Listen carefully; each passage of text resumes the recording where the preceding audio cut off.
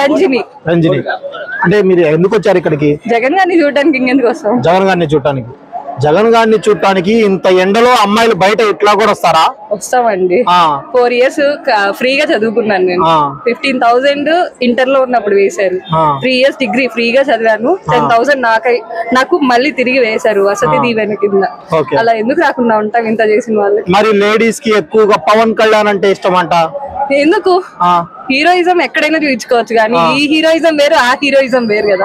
అంటే ఆయన సినిమాలకే పరిమితం అంటారా? దానికి కూడా పనికిరారు అంటారు. అదే మరి చూస్తున్నారు అమ్మాయిలందరూ పవన్ కళ్యాణ్ అంటున్నారు. మరి అంతేం లేదు అక్కడ, హైప్ ఇచ్చేదానికి ఏం లేదు అక్కడ.